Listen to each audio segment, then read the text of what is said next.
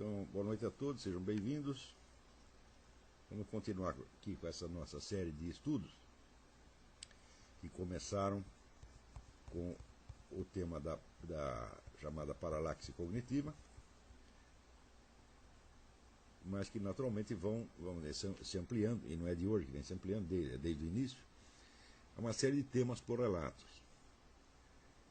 Para esse estudo, nós precisávamos, uma das necessidades que apareceram foi a de caracterizar, onde o mais aproximadamente possível, o início do processo histórico que nós estávamos tentando descrever.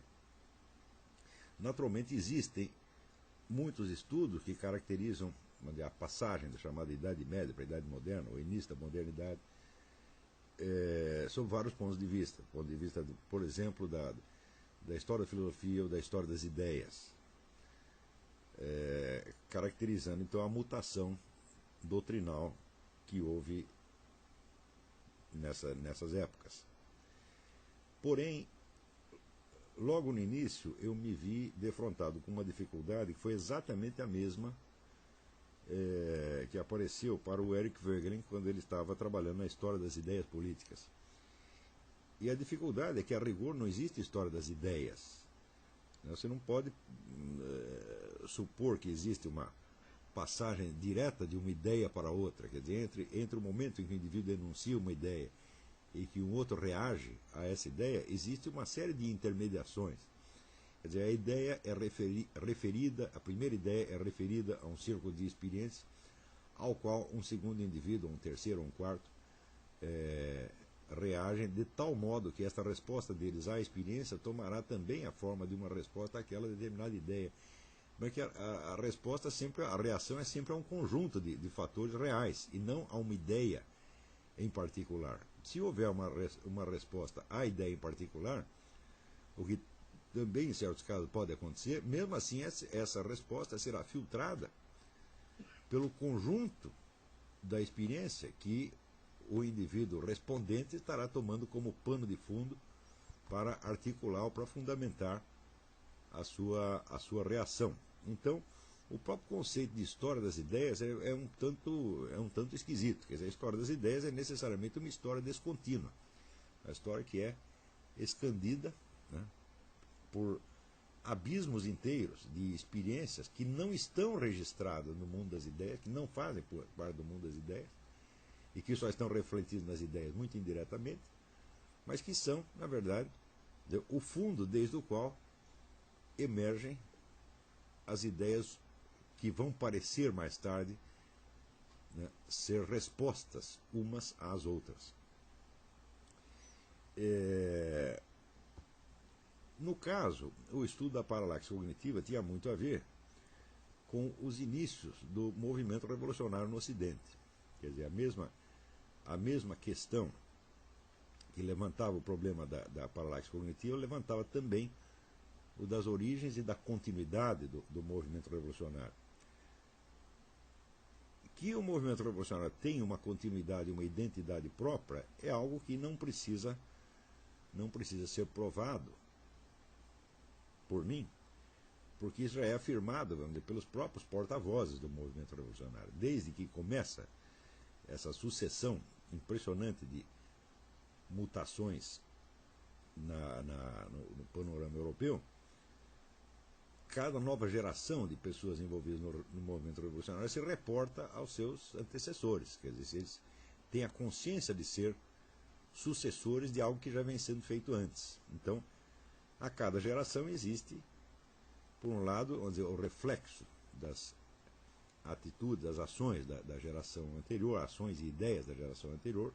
Por outro lado, existe uma reflexão crítica em relação a essa geração, e existe sempre uma mutação, o surgimento de uma nova perspectiva a partir da herança recebida e também da reflexão crítica exercida em cima desta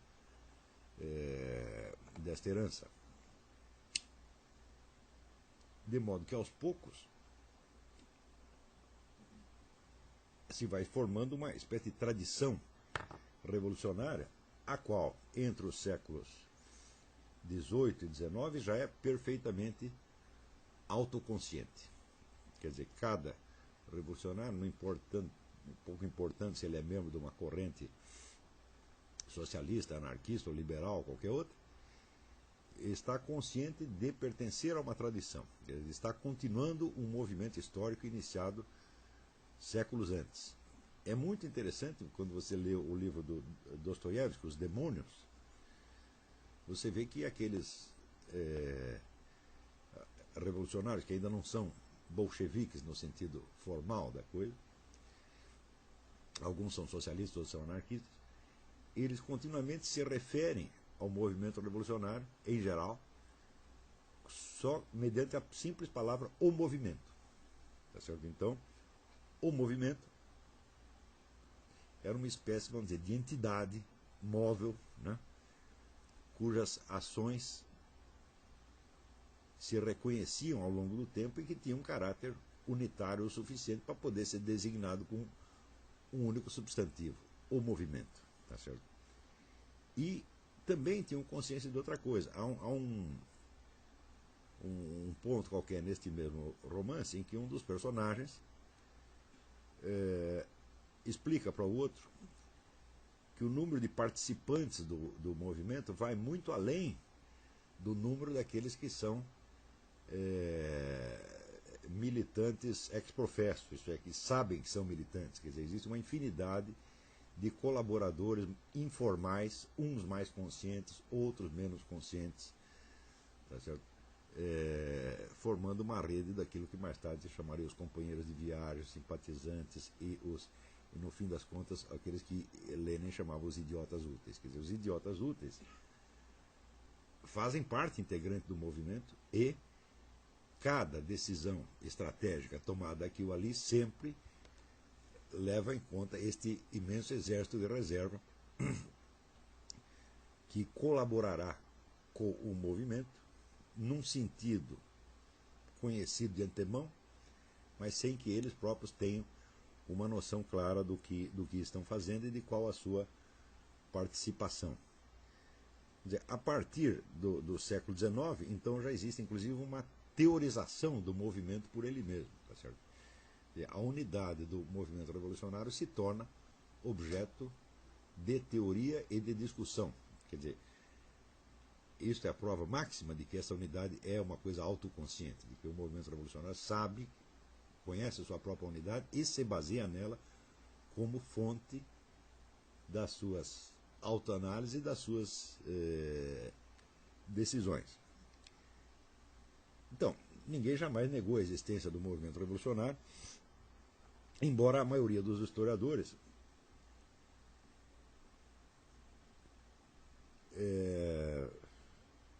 só o caracterizem como um movimento revolucionário a partir do século XVIII e das décadas que prepararam a Revolução Francesa. Quando nós investigamos, rastreamos um pouco a origem dessas coisas, nós vemos que não seria errado você falar de um movimento revolucionário já a partir do século XIV ou XV, que é uma coisa que de início não chama a atenção como um fenômeno de amplitude europeia, mas aparece sob a forma de uma série de rebeliões locais. Mais tarde, uma profusão de movimentos diferentes conflui para formar essas identidades que são identidades históricas, que são o chamado Renascimento, a chamada Reforma, bem como a Contra-Reforma, que, a meu ver, faz parte do processo revolucionário, e isso será objeto de uma aula mais tarde.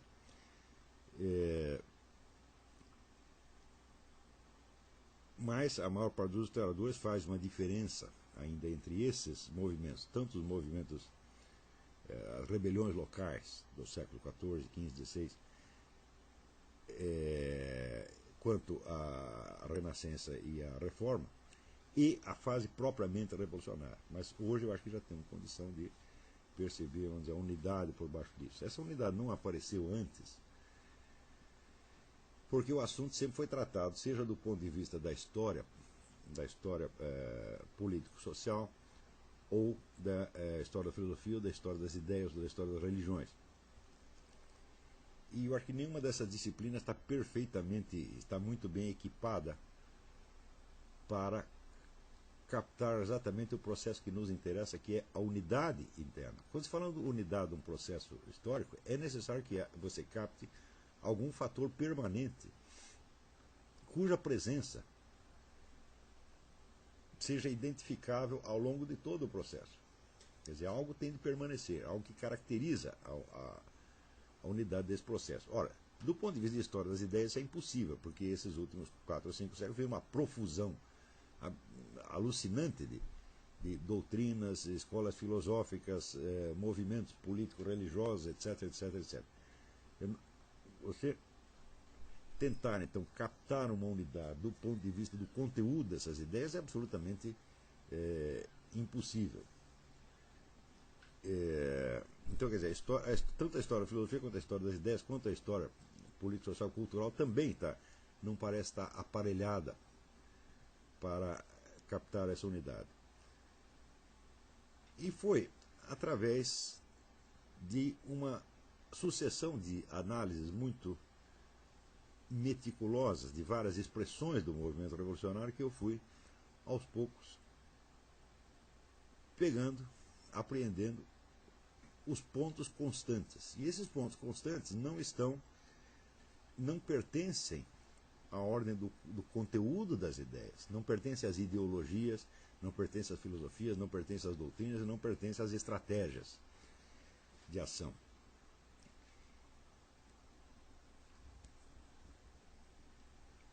Alguns desses pontos que eu peguei vão ser expostos aqui nesta aula hoje.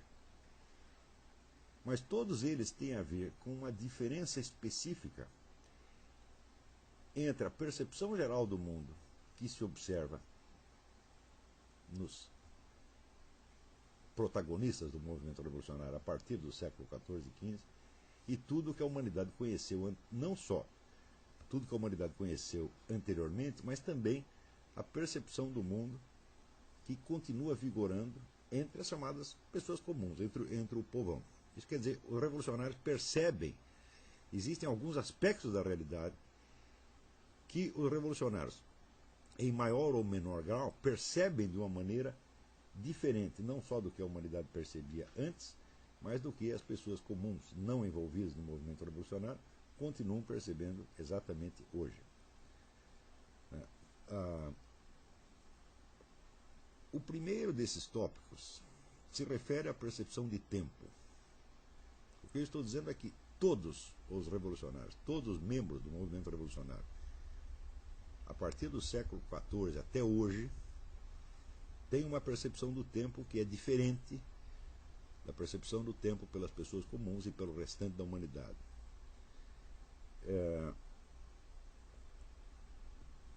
Normalmente, o ser humano percebe o tempo como um fluxo linear, no qual,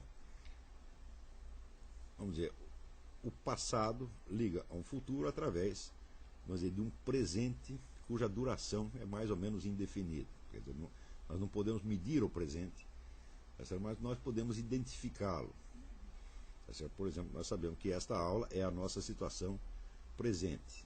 É isso, quer dizer, quando falamos presente, não estamos falando de um instante atomístico, mas de uma situação, né, cuja unidade espaço-temporal é reconhecido como aquilo que está diante de você e no qual você está envolvido no momento.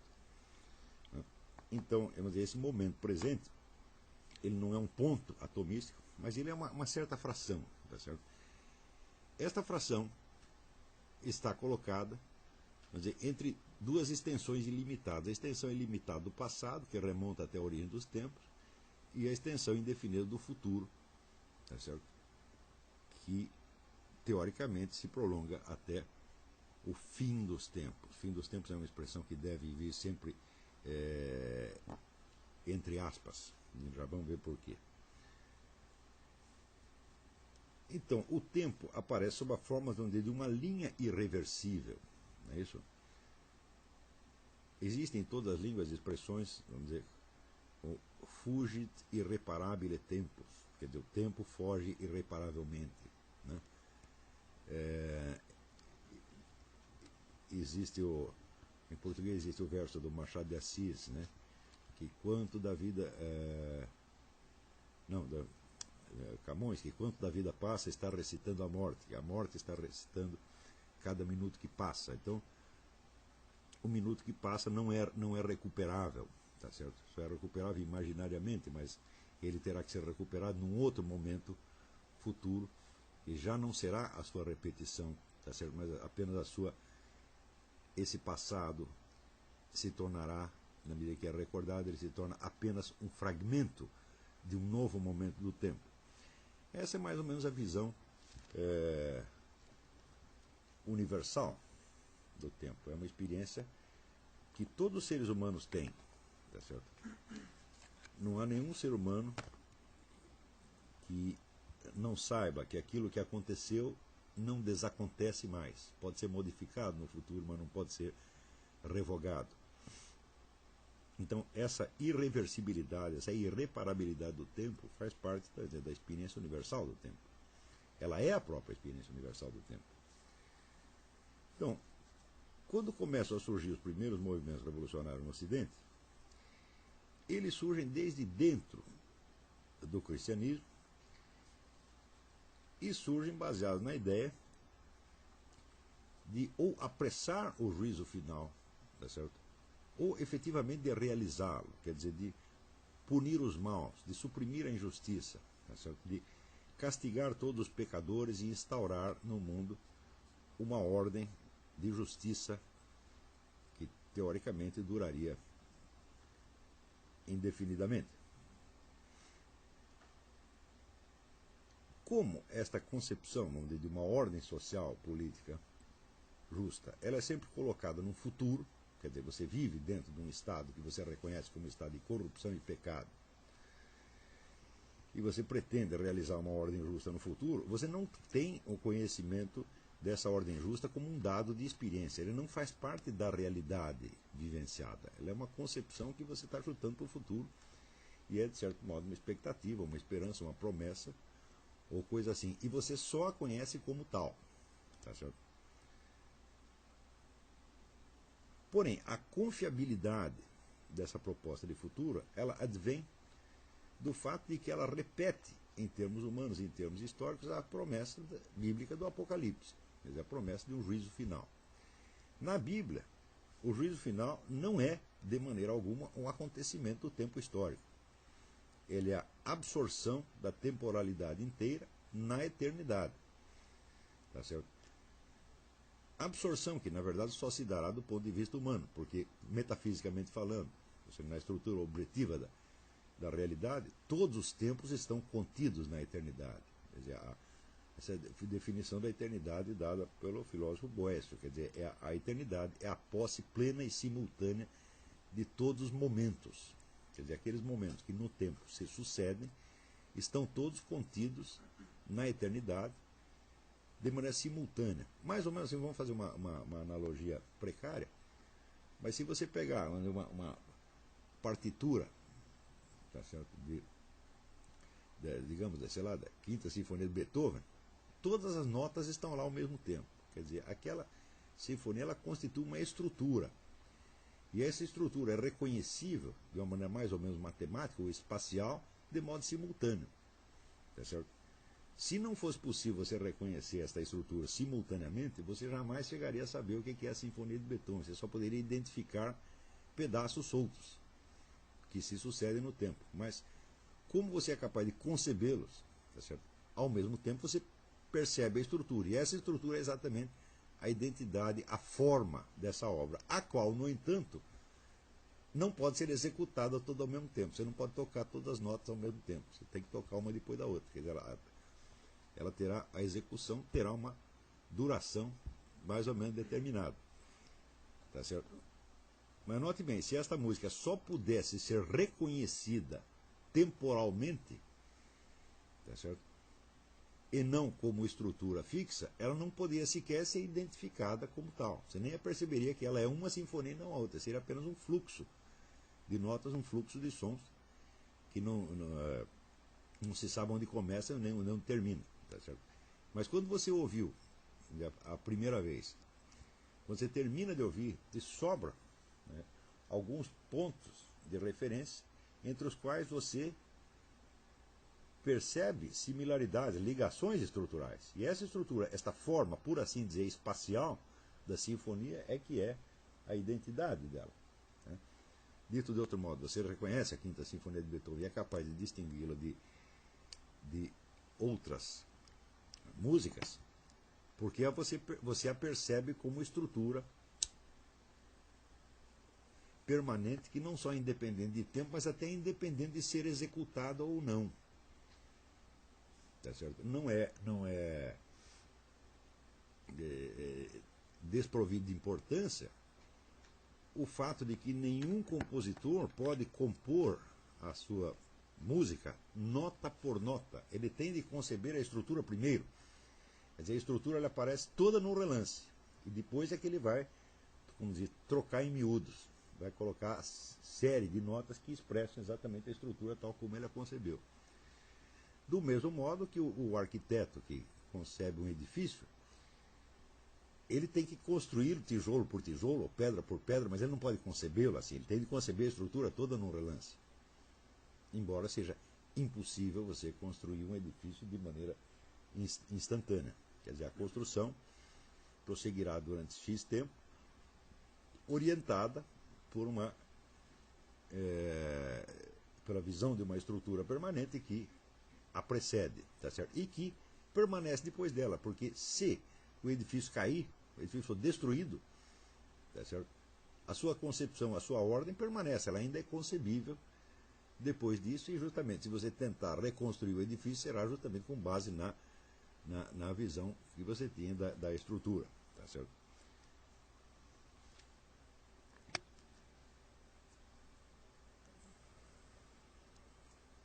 Então, a eternidade, como se identifica com a infinitude, ela abrange todos os momentos do tempo pelo simples fato de que ela é a estrutura permanente do conjunto das possibilidades.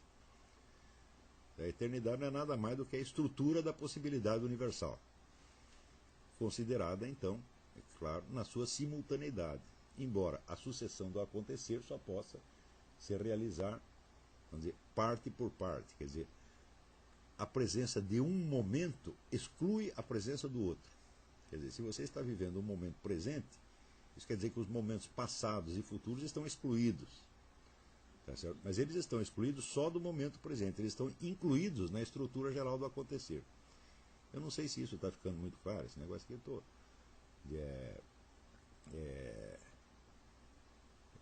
esse assunto em si já bastaria para dar um curso separado, né?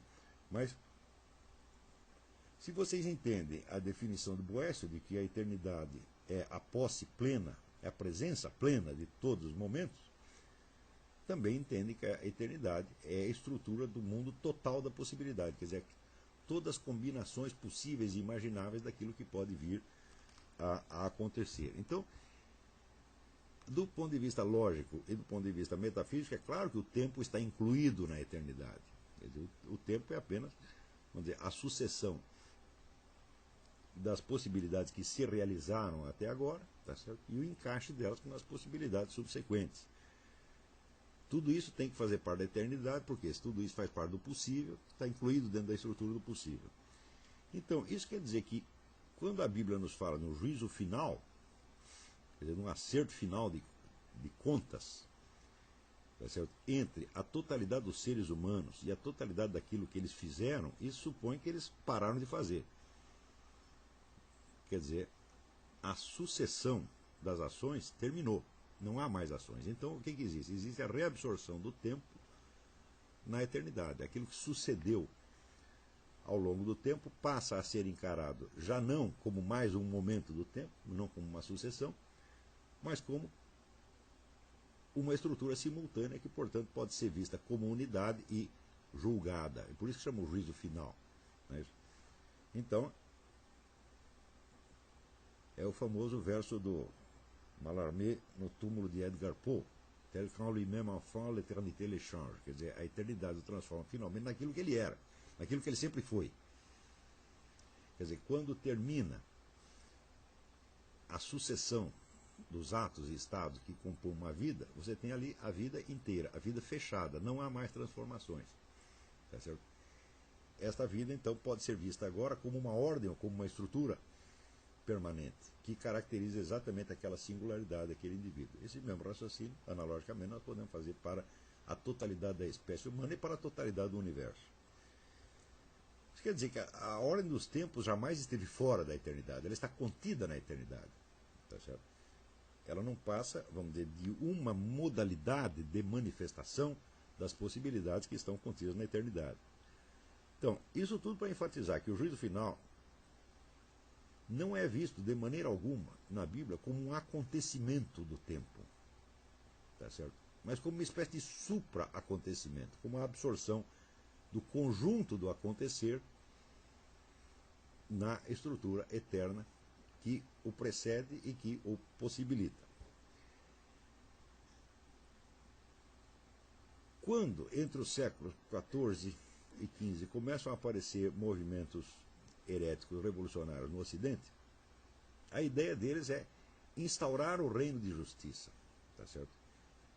Isso significa que, por um lado, eles se arrogam a função do Cristo vingador. Quer dizer, você não vai ter que esperar o fim dos tempos, tá certo? E a reabsorção do tempo na eternidade para premiar os bons e castigar os maus. Você vai fazê-lo dentro da própria história. Quer dizer, o juízo final se torna um capítulo do tempo. Tá certo? Ele já não é mais algo que se passa na eternidade, mas ele é um acontecimento. Segundo, este acontecimento será provocado por meio da ação humana, da ação organizada, especialmente da ação política, militar, cultural. Tá certo? Mas, ao mesmo tempo, este momento do tempo futuro que você espera vai trazer o reino da justiça, ele aparece aos olhos dos seus agentes e protagonistas como se fosse, vamos dizer, o ponto de desembocadura natural do tempo. Quer dizer, toda a sucessão histórica está levando para aquele momento. Quer dizer, aquele momento será, vamos dizer, a perfeição dos tempos, ou seja, a completação dos tempos, e será, ao mesmo tempo, a aquisição de um estado de perfeição moral e psicológica pela humanidade. Então, este momento do tempo futuro, ele se torna, para os agentes que querem trazê-lo, ele se torna um momento diferente dos outros, porque todos os momentos anteriores são apenas um transcurso, quer dizer, uma longa história, tá certo? De erros, sofrimentos, pecados, etc, etc, etc, tudo isso devendo confluir no reino final da justiça. Ou seja, o advento desse reino, embora seja visto como um acontecimento dentro do tempo e não como uma passagem à eternidade, ele é um momento, ele é um tempo diferente dos outros, qualitativamente diferente, porque ele já não é mais um simples transcurso. Tá certo? Ele tem, aos olhos desses agentes, uma estabilidade, uma permanência, como diz na Bíblia, seu reino não terá fim. Então o reino de justiça que será trazido por esses indivíduos, por esses agentes do movimento revolucionário, também não terá fim. Tá certo? Não que o tempo vai parar, tá certo? Mas, na verdade, é impossível descrever a estrutura do tempo futuro tal como os revolucionários a concebem, mas, de modo geral, eles a concebem como um estado de justiça e de perfeição, tá certo? Que, embora continue existindo no tempo, já não é mais uma temporalidade em aberto como a anterior, mas é uma temporalidade, vamos dizer, onde o curso das coisas está pré-determinado, está pré-definido pela sua própria perfeição. Quer dizer, criamos aqui o reino de justiça e agora as coisas só vão acontecer dentro da norma admitida no reino da justiça. Não haverá mais aquela incerteza, aqueles desvarios, aqueles pecados, aquela loucura toda da história anterior. Tá certo? Então, seria uma passagem do tempo a um outro nível de existência. Tá certo? O gênero literário chamado utopia mostra exatamente isso. Quer dizer, quando você descreve aquelas sociedades perfeitas, né, quando Thomas More descreve a sociedade perfeita, ou, Tommaso Campanella descreve a cidade perfeita, subentende que esta cidade é perfeita e permanecerá perfeita. Quer dizer, ela estará, de certo modo, subtraída à incerteza, né, e ao caos da história. Será, por assim dizer, uma passagem de um tempo caótico para um tempo ordenado. Tá certo? De um tempo onde muita coisa depende do acaso, para um tempo onde, de certo modo, tudo está planejado e previsto e só pode acontecer dentro de uma pauta de perfeição concebida pelos revolucionários. Note bem, este momento futuro, esta cidade perfeita, a sociedade perfeita, não é conhecida como um dado de experiência. Ninguém jamais esteve lá, nem os próprios revolucionários jamais estiveram lá. Mas eles a concebem como o resultado final da história e atribuem a essa ideia a mesma certeza que a Bíblia atribui ao Apocalipse, ao juízo final. Nós podemos dizer que, metafisicamente, a afirmação bíblica do Apocalipse é indiscutível. Tá certo? Por quê? Como a passagem do tempo à eternidade é inevitável pelo fato de que o tempo não existe por si mesmo, ele só existe dentro da eternidade, ele só existe dentro da estrutura da possibilidade universal. Então ele está cercado por ela e ele não pode fugir dela. Tá certo? Então, nesse sentido, o Apocalipse, tal como visto na Bíblia, é até inevitável. Porém, o Apocalipse, tal como visto pelo movimento revolucionário, não é a passagem do tempo à eternidade, mas é um momento do tempo, é uma mudança de nível do próprio tempo. Tá certo? Esta mudança de nível, que ninguém experimentou como dado da realidade, é vivenciada como uma hipótese, ou como uma promessa, ou como uma esperança, mas a ela os revolucionários atribuem a mesma certeza que a Bíblia atribui ao Apocalipse. Tá certo?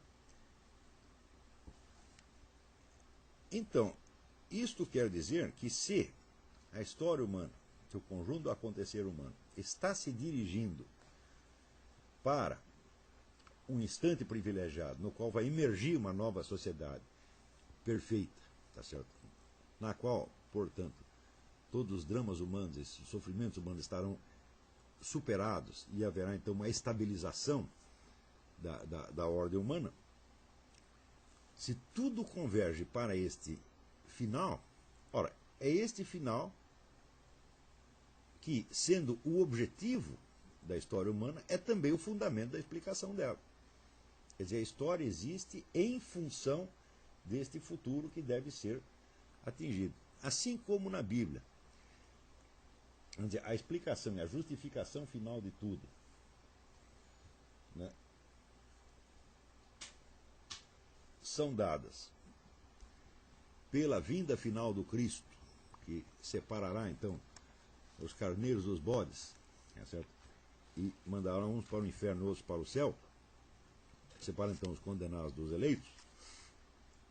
Assim também, na perspectiva revolucionária, será o advento da sociedade perfeita o objetivo e, portanto, a razão de ser de toda a história anterior. Ora, com isso, então, observa-se uma inversão radical do sentido do tempo. Porque o restante da humanidade, e a quase totalidade das pessoas ainda hoje, pessoas que não estão, vamos dizer, totalmente envolvidas pelo processo revolucionário, nessa vivência, que vamos dizer, normal e tradicional do tempo, nós sabemos que o passado já não pode ser alterado. Quer dizer, sob este aspecto, né, o passado é a única certeza. Por mais difícil que seja de conhecê-lo, você sabe que você não vai remexer nele mais. Ao passo que o futuro é precisamente aquilo que não está determinado, aquilo que é contingente. Contingente, em lógica, quer dizer aquilo que pode ser ou pode não ser. Tá certo? Então, mesmo o futuro breve. Quer dizer, aí, nessa sala, por exemplo, tem várias pessoas ouvindo esta aula, e também pela internet, algumas acompanhando, aqui também nessa sala tem algumas acompanhando. Quais dessas pessoas vão entender a minha explicação e quais não vão? Eu não tenho a menor ideia disto. É isso. Pode ser que um sujeito que acompanhou tudo até um certo ponto, aí ele perde o fio da meada e não entende mais nada. E pode ser que o outro que está dormindo acorda e tem uma sacação e percebe tudo. Ou seja, eu não sou capaz de prever. Eu conseguirei dar o resto desta minha aula, vamos dizer, de maneira clara e ordenada, como pretendo eu ter dado até esse momento, eu não sei, pode ser que eu me confunda daqui a pouco, que eu esqueça tudo, apaga tudo, não sei mais o que ia dizer. Afinal de contas, eu estou velho, tenho direito à minha cota de Alzheimer, essa coisa toda. Então, tudo pode acontecer. Tá certo? Daqui 2 minutos, 3 minutos, 4 minutos, quanto mais, não dizer, alguns séculos ou milênios. Então, o passado é irreversível e o futuro é contingente. Tá certo? E o presente é uma certeza, mas é uma certeza móvel, que está continuamente desaparecendo diante de nós. Essa é a experiência normal do tempo, normal, tradicional, universal do tempo. Para o revolucionário, ao contrário, o que é certo é o futuro.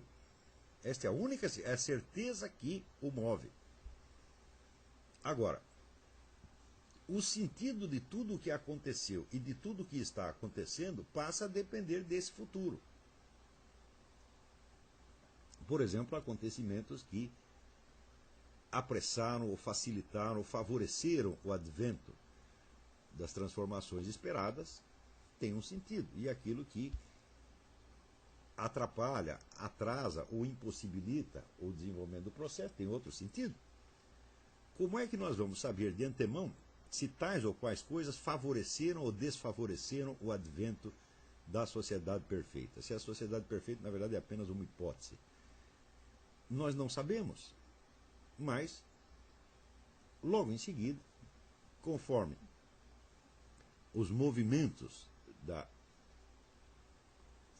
do grupo revolucionário tenham sido facilitados ou dificultados por aquilo, aquele acontecimento, então, adquirirá retroativamente um sentido X ou Y em função do papel que se imagina que ele tem na produção deste futuro esperado. Tá certo? Portanto, a única certeza passa a ser o futuro, o advento do reino de justiça. E esta passa a ser, vamos dizer, portanto, a premissa, o critério fundamental de julgamento de tudo que se passou anteriormente. Isso quer dizer que o sentido dos acontecimentos passados se torna completamente imóvel. Conforme o avanço do processo revolucionário, acontecimentos que foram julgados negativos podem se tornar positivos e vice-versa. Tá certo? Quer dizer, o sentido daquilo que aconteceu se torna móvel, porque a cada momento o avanço do processo revolucionário lhe confere novos e novos e novos significados. Estão compreendendo? Então eu vou lhes dar um exemplo característico. Quando Dostoiévski escreveu Crime e Castigo, Os Demônios, etc., etc., o objetivo dele era bastante claro. Era denunciar, nos termos mais veementes possíveis, a malignidade intrínseca do movimento revolucionário. Dostoiévski, após um breve namoro com o movimento revolucionário na juventude, ele participa lá do movimento político, é preso e na cadeia onde ele está só se permite que lê a Bíblia. Ele leu a Bíblia inteira e se converteu ao cristianismo. E na hora que ele se converteu ao cristianismo, ele percebeu o horror do movimento revolucionário. Então ele escreve toda a obra dele para mostrar realmente que os revolucionários são pessoas malucas, são pessoas perigosas, são um flagelo da humanidade. Então, evidentemente, o sentido desta obra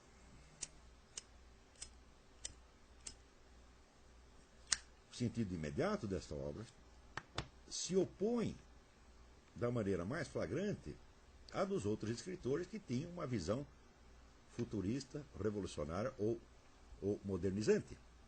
Como, por exemplo, Ivan Turgenev. Turgenev era um sujeito que sonhava em libertar a Rússia das suas antigas tradições religiosas, etc., e modernizar a Rússia, fazer da Rússia uma espécie de França. Tá certo? Então, a perspectiva é exatamente inversa à de Dostoiévski.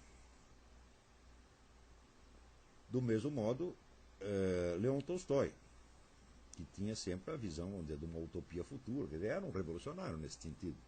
Né? Então Dostoiévski seria o anti-Turgenev ou anti-Tolstói. Acontece que no século XX teve um estudioso comunista, Georgi Lukács, um húngaro, filósofo húngaro, que, examinando a obra de Dostoiévski, estabelece ali uma série de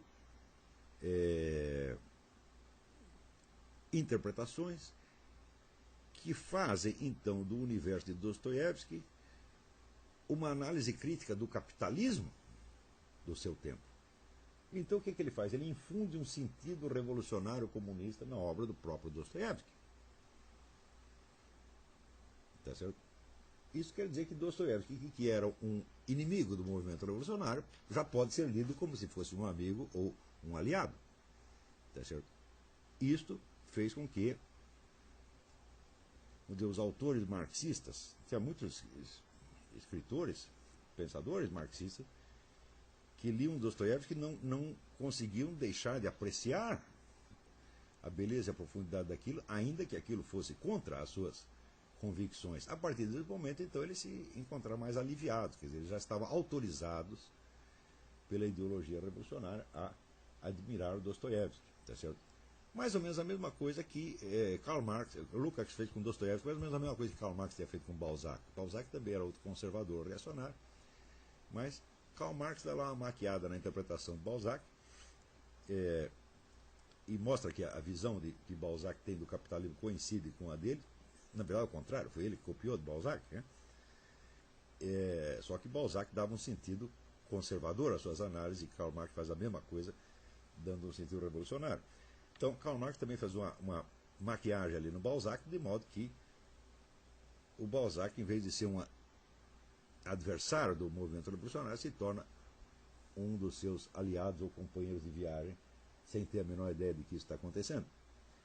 Então, isso mostra que conforme o papel que a cada momento se atribui a cada acontecimento do passado na produção da suposta sociedade futura, modifica então o sentido que se dá a esse acontecimento passado e a visão que se tem dele.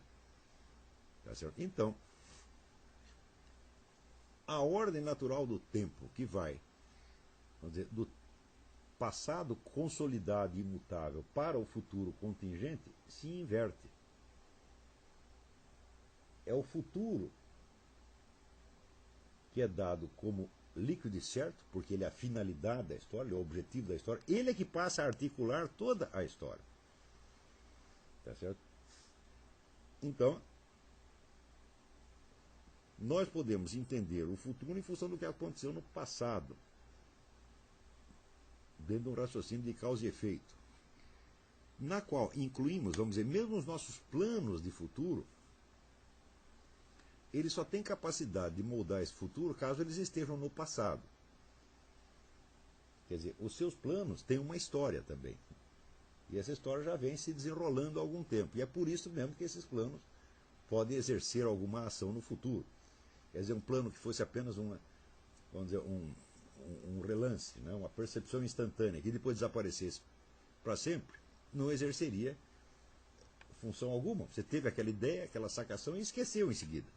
Aquilo desapareceu. Então, mesmo os planos de futuro, para eles poderem exercer alguma influência no futuro, eles têm que já estar, eles têm que ter um passado já. Por isso, eu digo isso para enfatizar como uma noção normal do tempo é de encarar o futuro em função do passado. Mesmo porque os seus planos de futuro fazem parte do seu presente e já tem atrás deles um passado. Quer dizer, se você tem um projeto, você sabe quando você teve esse projeto, há quanto tempo você o está alimentando, tá certo?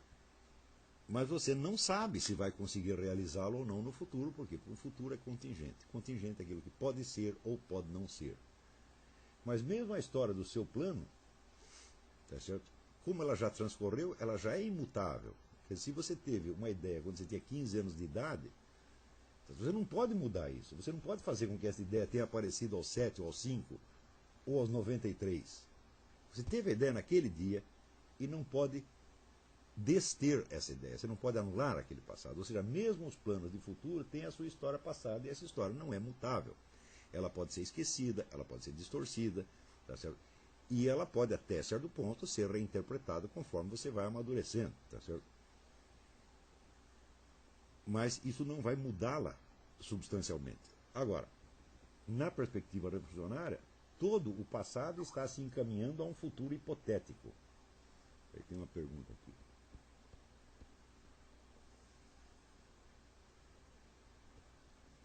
Aqui tem uma pergunta. Todo jovem não é naturalmente revolucionário?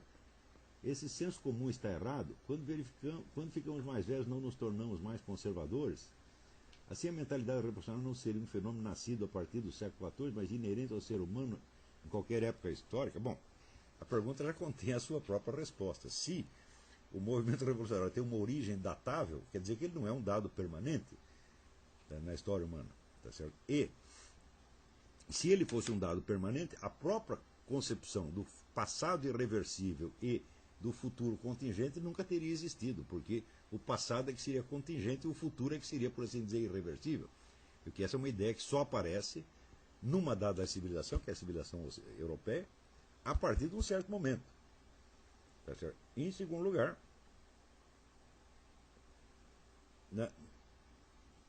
não me parece, de maneira alguma, que os líderes e os condutores do movimento revolucionário sejam jovens. Isso é absolutamente impossível. São velhos que concebem isso. Tá certo? Pelo menos são homens maduros. E se você pegar a atividade de Lenin quando ele tinha 20 anos, é irrelevante, mas aos 40 ela se tornou importante. Tá certo? E Stalin também. Né? E Mao Tse-tung. Né? E quanto mais velho ficam, mais poderosos se tornam. Tá certo? Então, eu acho que a idade biológica, vamos dizer, a analogia entre juventude e mentalidade revolucionária é ela própria um elemento da mentalidade revolucionária. Ela é um dado do discurso revolucionário, é uma falsa analogia biológica. Tá certo? Se as massas de militantes revolucionários são colhidas principalmente entre os jovens, tá certo? É justamente porque os velhos precisam deles. Eles não podem agir por si mesmos, eles precisam de uma massa de manobra e, evidentemente, os jovens, pela sua própria inexperiência em cultura, são os mais fáceis de você ludibriar e manipular, mas os jovens não são o fator ativo do processo. Eles são apenas um instrumento, sempre são um instrumento. Tá certo?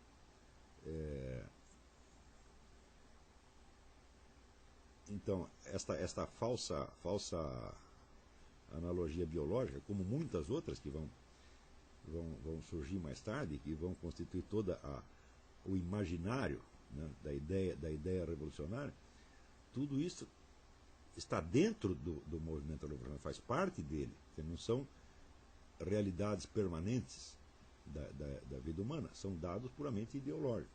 Né? Tem outra pergunta.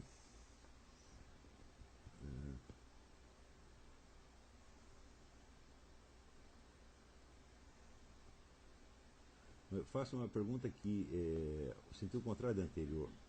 Num blog talk recente, você comentou sobre uma pesquisa publicada pelo Washington Post, no qual se comprovou que o ser humano prefere a segurança do senso comum, mesmo quando é mentiroso, do que o confronto com a verdade. Tomando isso como verdadeiro, não seria um contrassenso haver um movimento revolucionário desde o século XIV? Como explicar essa contradição, esse fenômeno revolucionário da constatação científica citada? Note bem, o que o movimento revolucionário faz é essencialmente tentar modificar o senso comum. Quer dizer, aquele estado de espírito que é compartilhado por revolucionários é transmitido ao conjunto da sociedade através dos meios culturais. Tá certo? E, naturalmente, à medida que ele vai conquistando círculos cada vez maiores de participantes conscientes ou inconscientes, ele mesmo se torna o senso comum. Quer dizer, o senso comum de hoje em dia, como se vê pela própria pergunta anterior, ele é fortemente determinado pelas ideologias revolucionárias. Agora, é importante entender que eu estou afirmando taxativamente que a unidade do movimento revolucionário não pode ser apreendida ao nível dos discursos ideológicos, ou das estratégias, ou das propostas políticas concretas. Ele tem de ser apreendido no nível de uma estrutura de percepção permanente que permanece estável ao longo de toda a história do movimento revolucionário e que, de certo modo, o define, e que por isso mesmo é o padrão da sua unidade. Então, essa estrutura ela é marcada por uma série de diferenças específicas. A primeira diferença é esta mutação na percepção do tempo. Então você vai ver que a tendência de explicar o passado em função de um futuro hipotético dado como certeza ou como premissa, que entre o século XIV e XV é uma novidade absoluta, tá certo? Começa a se tornar uma coisa cada vez mais comum. A própria ideia geral do progresso, que não implica um ponto de chegada determinado, é isso. Quer dizer, a pessoa supõe que amanhã vai estar melhor do que hoje. E esta suposição orienta a visão que ela tem do passado, quando na verdade ela não sabe. Por exemplo, é muito comum você ver hoje, impregnada na cultura, a ideia de que a famosa ideia expressa pelo Benedetto Croce, que é uma ideia errada, a meu ver, de que a história é a história da liberdade, de que a liberdade das pessoas vai crescendo com o tempo, de que esse processo, por exemplo, de expansão dos direitos humanos, etc., vai ampliando a liberdade das pessoas. Eu digo, olha, isso é assim se você olhar só do ponto de vista jurídico. Mas se você olhar não só do ponto de vista da mutação jurídica existente, isso é, dos novos direitos que surgiram, mas se você olhar do ponto de vista da distribuição efetiva do poder e dos meios de ação à disposição de quem tem o poder, ao contrário, a liberdade se restringiu muito. Quer dizer, o Estado moderno, por exemplo, ele tem meios de controlar a vida do cidadão para muito além daquilo que os tiranos da antiguidade poderiam sequer imaginar. Por exemplo, o controle da sua vida privada. O que você pode dar para o seu filho comer, o que não pode, o que você pode falar, o que você não pode. Né? Isso aí são meios de ação que foram crescendo e dando à autoridade, né, instrumentos de controle muito acima das ambições de Átila Uno, Júlio César, Gengis Khan, etc, etc. Então, nesse sentido, a história é a história da tirania e não a história da liberdade. Não é isso? Então, a ideia da história como história da liberdade é baseada na ideia de um futuro hipotético, futuro de tipo liberal, como concebia Croce, tá certo? Que terá, então, que sendo o objetivo da história, é ao mesmo tempo o fundamento de toda a sua explicação. Ora, à luz de um exame objetivo da estrutura do tempo, o que nós sabemos é que nós não sabemos qual é o futuro. Ora, em primeiríssimo lugar, por um motivo muito simples. Eu não posso saber qual é o sentido, o objetivo da história, porque eu não sei quando a história vai terminar. Eu posso saber qual é o sentido final de uma tragédia de Shakespeare, porque tem um último ato. E nesse último ato tem uma resolução. Não é isso? E você sabe mais ou menos qual é a duração da peça. Agora, a história humana, quem sabe como vai terminar? Quando vai terminar? Ninguém sabe quando vai terminar. E se você não sabe quando será o fim, não tem sentido você querer distinguir o que foi meio e o que foi objetivo. Tudo aquilo que é tido como objetivo de um certo movimento histórico se torna meio para o movimento histórico seguinte. Está entendendo? Então, não há, por assim dizer, começo, meio e fim. O fim é uma mera hipótese e você não sabe quando ele vem. Portanto, você não sabe se o que acontece no mês que vem será o fim da história ou será mais um capítulo da história. De uma história que terá, então, um outro fim mais adiante. O qual fim, quando chegar, também talvez não seja fim e seja mais uma continuação. Então, a ideia de uma estrutura do tempo voltada à consecução de um objetivo pré-determinado é uma noção falseada na base. Nós sabemos apenas que a história continua. Este é um dado permanente da condição humana. Você está vivendo uma história que você não sabe quando termina. Você não sabe nem quando termina a sua vida pessoal. Quanto mais a vida da espécie humana. A estrutura do tempo é, quando voltado para o futuro, uma estrutura em aberto, não é uma estrutura fechada. E se está em aberto, não pode haver um sentido da história.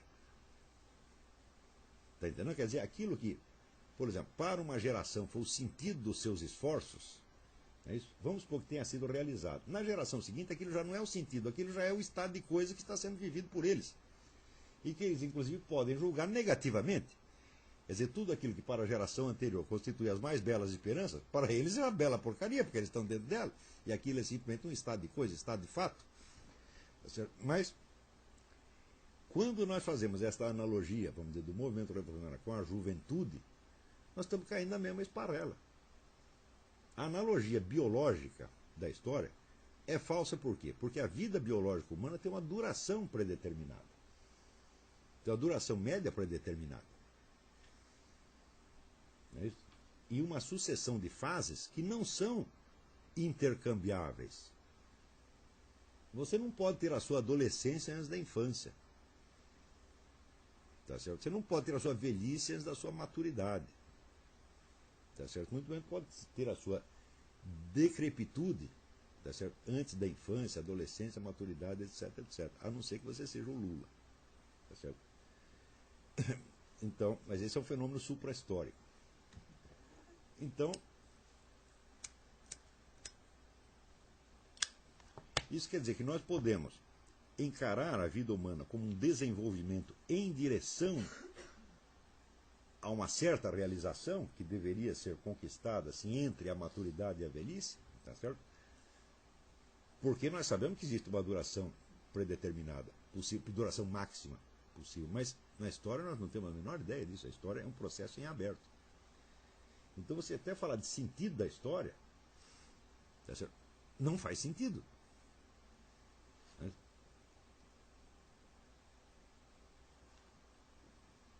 Muito bem, então esta inversão do sentido do tempo é a primeira característica estrutural do movimento revolucionário. Esta inversão está presente desde aqueles movimentos messiânicos do século XIV, XV, XVI, até o Fórum Social Mundial. Esse é um dado permanente do movimento revolucionário. Quer dizer, com isso ele se distingue de tudo que aconteceu antes. Tá certo? Uma segunda inversão, tá certo? É a inversão moral. Por quê? Supõe-se que este futuro a ser realizado represente a justiça e o bem. Tá certo?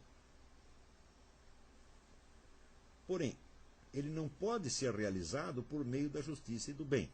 Ele tem de ser realizado por meios político-militares usuais, ou seja, através do emprego de todos os meios violentos, cruéis e malignos necessários. Quer dizer, ninguém pode esperar realizar, vamos dizer, uma sociedade utópica passando a mão na cabeça de seus adversários e perdoando-os por seus pecados. Por exemplo, se os comunistas se lembrarem de que os capitalistas, né, são seus irmãos em Cristo e começarem a passar a mão na cabeça deles, tá certo? Eles não vão acabar com o capitalismo.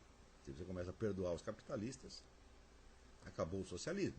Então, é necessário puni-los. E para puni-los é necessário matá-los, porque se você pune uma vez só, eles reincidem. Então é preciso acabar com eles. Então, a ideia de realizar o bem futuro, tá certo? A partir de uma imersão profunda no mal, que levado a um extremo transfigurará a situação e se transformará em bem no futuro, é uma ideia também inerente à estrutura do movimento revolucionário. Só que isso acaba tendo consequências muito mais profundas do que se imaginava à primeira vista. Por quê? O bem que se imagina no futuro é definido segundo um critério moral herdado das tradições religiosas, do cristianismo. Então, vamos dizer, seria um mundo em que os 10 mandamentos se tornassem, vamos dizer, prática usual. Quer dizer, ninguém rouba, ninguém toma a mulher do próximo, tá certo?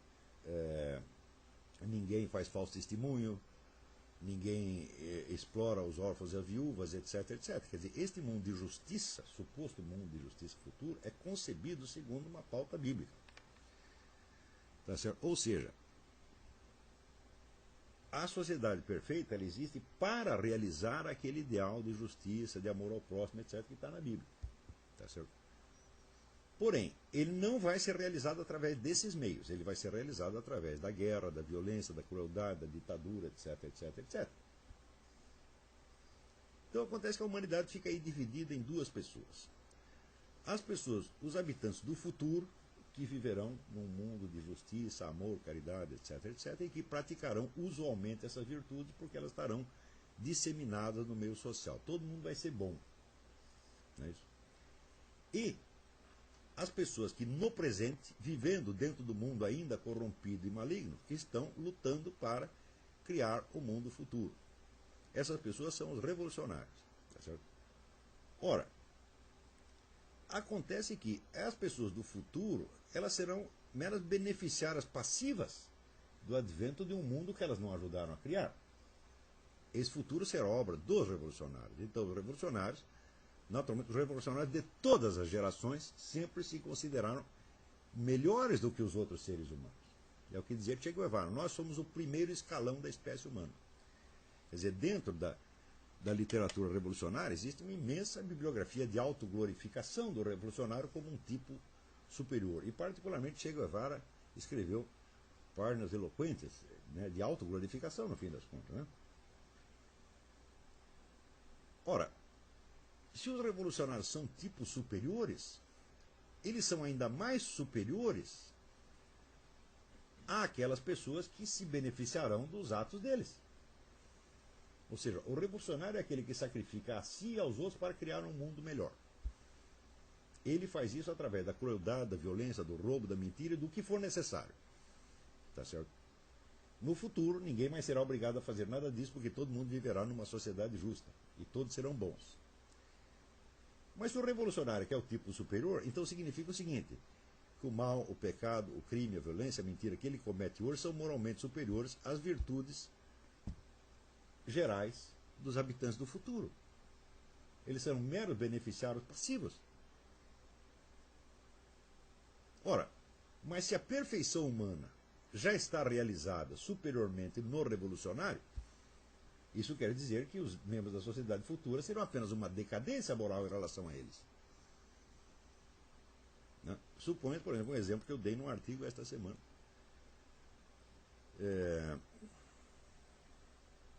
Mao Tse Tung, por exemplo, é célebre, e na sua biografia escrita pelo seu médico pessoal e recentemente por uma jornalista chinesa, confirma isso aí, ele estuprou uma infinidade de moças camponesas. Tá certo? E ao mesmo tempo, é claro, ele estava muito revoltado contra os senhores de terra que abusavam das suas, né, das camponesas. Então, mesmo que dizer, ele estuprou um monte de camponesas para que no futuro os senhores de terra não fizessem mais isso. Ele, que era chamado o grande timoneiro, era o sujeito que ia levar a China, vamos dizer, a uma nova ordem agrária, justa e paradisíaca. Tá certo? Mas, para isso, ele estuprou lá um monte de mulheres camponesas, ele fez uma guerra do ópio voltada contra o seu próprio povo, viciando províncias inteiras para poder vender ópio e ganhar dinheiro, fazer a revolução. Né? E, no fim das contas, matou 60 milhões de chineses. E o sujeito, porque fez isso, ele é moralmente superior àqueles que não farão nada disso no futuro, porque viveram numa sociedade justa. Isso quer dizer que a moral revolucionária ela é invertida na sua base. Ela coloca o mal no topo, desde que praticado pelo revolucionário. E todas as virtudes, seja das pessoas presentes ou do futuro, estão colocadas abaixo do mal e do pecado quando praticado pelo revolucionário. É curioso, por exemplo, que houve um estudo que é feito pelo Paul Johnson, num livro chamado Intellectuals, tem uma tradução brasileira, Os Intelectuais, publicado pela editora Imago, em que ele pega, vamos dizer, a vida dos mentores do mundo moderno, os gurus do mundo moderno, e pergunta assim, quem são essas pessoas? Né? Qual é, vamos dizer, a autoridade moral com que eles se apresentam como guias da humanidade? E acaba vendo lá que havia lá uma multidão de estupradores, pedófilos, ladrões, vigaristas, assassinos, e assim por diante. Quer dizer, é uma história horrível, simplesmente horrível. Não é isso? Quer dizer, você não tem, vamos dizer, uma pessoa que fosse, não digo boa, mas que fosse pelo menos normal e medíocre, no sentido de moralmente medíocre. Não, eram todos excepcionalmente maus. Maus, mentirosos, falsos, tá certo? Não dessas pequenas falsidades que todos nós fazemos no dia a dia, esses pequenos pecadinhos, mas coisas assim verdadeiramente notáveis. Como, por exemplo, todos nós sabemos que Karl Marx teve um filho com a empregada. Bom, isso aí pode acontecer a qualquer um.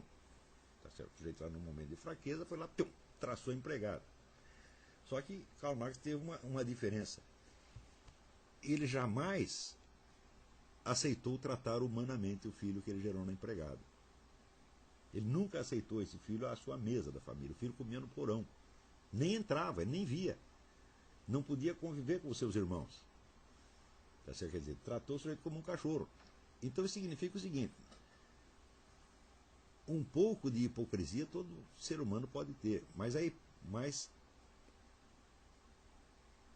esta, vamos dizer, esta duplicidade contínua, tá certo? Que condena a uma vida inumana o seu próprio filho só para manter uma imagem, isso aí já é um grau superior de maldade. Não é isso? E nota-se que essa empregada, ainda assim, continuou fiel à família Marx até o fim. Ela foi excepcionalmente boa para a família. Tá certo? E, em resultado, ela só obteve esse tratamento inumano dado ao filho que ela havia gerado, que o patrão havia gerado nela. E assim por diante. Ora, quando saiu esse livro, inevitavelmente a resposta de muita gente foi: não, você não pode julgar as ideias das pessoas, tá certo, pela sua vida. Ou seja, o que Paul Johnson está fazendo é o que chamam um ataque ad hominem. Você, em vez de atacar as ideias, você está atacando o homem que as enunciou. Bom, se você considerar do ponto de vista puramente lógico formal, esta crítica está certa. Mas acontece o seguinte: acontece que o revolucionário como tal, ele não atua só no mundo das ideias. A revolução não é uma ideia, a revolução é um processo real. É um processo real de mutação da conduta. Então, a conduta do revolucionário é muito mais importante do que suas ideias. Não é isso? Mesmo porque esta conduta é uma interpretação que ele dá às suas ideias. Note bem, como explicaríamos, então, o fato de que Karl Marx, que escreveu páginas tão candentes contra os capitalistas que abusavam sexualmente das suas empregadinhas, não só fizesse ele exatamente a mesma coisa, mas fizesse um pouco pior. Tá certo? Porque, por exemplo, a história do Brasil está cheia de proprietários rurais que engravidavam um monte de escravas. Mas o que eles faziam com os filhos? Aceitavam os filhos como fossem deles. Na verdade, essa é a origem de uma boa parte da população brasileira.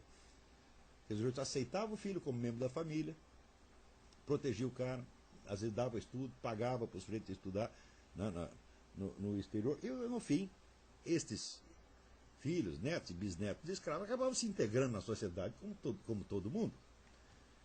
Agora, o que foi feito daquele desgraçado que Karl Marx gerou no ventre da Helene Demuth? O cara sumiu. Né?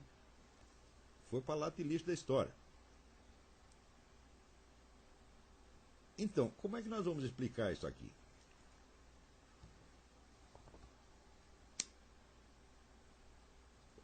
Ou nós entendemos, quer dizer, este ato de esta ação de Karl Marx como uma expressão do seu modo de ser revolucionário, ou entendemos como uma contradição existente na própria personalidade de Karl Marx. Então dividiremos Karl Marx em dois. Existe de um lado Karl Marx, o teórico da revolução, e do outro lado Karl Marx, o patrão da Helene Demuth. E essas pessoas passam a ser duas. Enquanto patrão da Helene Demuth, Karl Marx ainda era um membro e herdeiro da burguesia, portanto ele participava da tara congênita da burguesia. Então ele entra como herdeiro e vítima de um mal burguês. Mas que ele, ao mesmo tempo, como revolucionário, estava lutando contra este mesmo mal, então, portanto, ele estava santificado pela sua luta revolucionária e absolvido, portanto, do pecado burguês de engravidar a empregada. Esse é o raciocínio que se faz. Né? Do mesmo modo, então, Mao Tse-tung, que era um descendente de antigos senhores de terras, ele também tinha essa tara originária de senhor de terras. Portanto, não foi enquanto revolucionário que ele estuprou aquelas camponesas, mas sim enquanto, né, herdeiro das taras da sua classe. Tá certo? Ora, é fácil você perceber que isso é uma teoria, é uma distinção feita ex post facto, e não algo que esteja na própria estrutura da realidade. Porque Karl Marx não era duas pessoas e Mao Tse-tung também não era duas pessoas. Quer dizer, o sujeito que comandava a revolução e mandava fuzilar milhões de pessoas era o mesmo que engravidava as camponesas e fazia tudo isso misturado. Tá certo? Então, a inversão moral revolucionária, ela chega ao ponto em que eu acho que uma das suas expressões mais puras é aquela declaração do Che Guevara, de que, quando perguntaram para ele por que tinha que matar tanta gente para criar uma sociedade melhor precisava matar tanta gente, ele disse, nós temos que fazer esse sacrifício. Quer dizer, como se ele estivesse sendo sacrificado. Quer dizer, ele era a vítima sacrificial, ele e não as suas vítimas. Quer dizer, o sujeito que mata é que passa a ser a vítima. Essa estrutura, esse argumento, esse giro de linguagem, ele é adotado universalmente pelo discurso revolucionário. Ou seja, as violências da revolução são atribuídas sempre àqueles que resistem à revolução e não àqueles que as praticam. Ou seja, nós matamos você porque você está nos obrigando a matá-lo. Já que você não aceita as nossas ordens, nós temos que matá-lo. Você é mau, porque você não quer o futuro maravilhoso, então nós vamos matar você. Portanto, a culpa de matar você não é minha, é sua. Tá certo? Recentemente eu voltei, por isso você vê exemplos desse giro de linguagem toda semana, mas toda semana. Recentemente, lendo um artigo do Zé Dirceu, né, ele dizia que a culpa de os reféns das Farc estarem presos é do Álvaro Uribe, que não aceita as condições impostas pela Farc. A Farc está louca para libertar os reféns, e o Uribe é que, não aceitando as condições, não deixa libertados. Mas se ele queria libertar, por que você aprisionou em primeiro lugar? Por que eu vou aprisionar uma pessoa só para libertá-la? Então, o raciocínio é a característica de inversão revolucionária. Isso está permanente. Vamos dizer, essa estrutura está permanentemente presente em todo o discurso revolucionário ao longo de séculos. Ou seja, as culpas das nossas ações são sempre dos outros. E nós, quando matamos, quando trapaceamos, quando mentimos, etc., somos pessoas superiores. Somos o primeiro escalão da espécie humana. Portanto, somos também superiores àqueles que serão beneficiários do futuro e que poderão viver uma vida de virtude graças aos nossos pecados. Tá certo? Automaticamente, junto com esta inversão, existe a inversão também da lógica entre verdade e erro, verdade e falsidade. Por quê? Na concepção comum da humanidade, verdade é aquilo que pode ser verificado. O que é verificado? Você tem uma ideia, você pensa que as coisas são assim ou assado, e você retorna ao mundo dos fatos, ao mundo da experiência, para verificar se foi realmente assim. É isso? Este é o critério de verdade existente em todos os domínios da ação humana. Tá certo? Quando o paralítico pede a Jesus Cristo, olha, eu não posso me curar, mas você pode, porque você é o Filho de Deus, então você me cura. Qual é o teste da veracidade da missão de Jesus Cristo? É que o paralítico saiu andando. Se o paralítico não saísse andando, ele não ia continuar acreditando que Jesus Cristo tem o poder de curá-lo. Ou seja, do mesmo modo, quando você compra um remédio para resfriado na farmácia da esquina, qual é o teste das pretensões do remédio? É se ele cura efetivamente o resfriado. Ou seja no domínio técnico-científico ou no domínio do miraculoso, o teste da verdade é o retorno ao mundo da experiência que diz sim ou diz não àquilo que você pensava. Porém, na perspectiva revolucionária, a verdade não está no mundo da experiência, porque o sentido da experiência é mutável a cada momento. Aquilo que aconteceu agora pode adquirir um novo sentido completamente diferente conforme o desenrolar do movimento revolucionário no dia seguinte. Então, o que é o critério da verdade? O critério da verdade é a revelação final do sentido inteiro do processo. A verdade só aparece no fim do processo. E a verdade o que é? A sociedade justa que o movimento revolucionário criou. Este é a única verdade. O resto são, vamos dizer, é uma mistura de verdade e falsidade, tá certo? Cujo sentido só se elucidará no fim. Isso quer dizer que as relações normais entre premissas factuais, tá certo, e conclusões hipotéticas se invertem. A conclusão hipotética é que se torna premissa para o julgamento das premissas. E essa é outra estrutura de pensamento que também está presente em todo o discurso revolucionário ao longo dos tempos. Isto é observável, tá certo, nos teóricos da Revolução Francesa, isso é observável nos filósofos que prepararam a Revolução Francesa, Diderot, Voltaire. Isto está presente em Karl Marx, está presente em Lenin, está presente no Fórum Social Mundial, está presente no Emir Sader, está presente em toda esta cambada uniformemente. O que eles entendem como verdade é a revelação futura do sentido da história. O sentido da história é a revolução e a criação da sociedade justa. Tá certo? O resto foi tudo, vamos dizer, preparação, disfarce, é tudo um lusco-fusco. Tá certo? Muito bem. Esses aqui são apenas 3 inversões. Não sei se vocês percebem, mas existe aí uma quarta inversão que está subentendida na inversão moral, que é a inversão de sujeito e objeto. Quer dizer, se no ato de matar, né, um inimigo da revolução é o revolucionário que é a vítima sacrificial, então automaticamente a vítima, o sujeito que foi para o paredão, passa a ser o carrasco. Então, o sujeito da ação passa a ser o seu objeto e o objeto passa a ser o sujeito. Isto também está presente em todo o discurso revolucionário. E justamente, e independentemente das variações enormes, variações ideológicas, políticas, estratégicas e culturais que tem dentro do movimento revolucionário. É importante ressaltar que onde quer que você veja a ideia de uma sociedade justa no futuro, justificando ações malignas no presente, ali está presente a mentalidade revolucionária. Pouco importando o conteúdo ideológico. O conteúdo ideológico apenas são variações ocasionais e locais em relação a esta estrutura constante.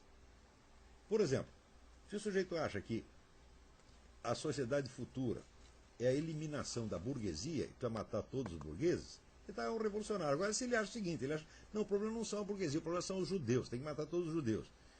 Ele está fazendo exatamente a mesma coisa. O raciocínio é exatamente o mesmo. E a estrutura do argumento será também a mesma. Porque os nazistas jamais se consideraram, vamos dizer, executores ou carrascos dos judeus, se consideravam vítimas.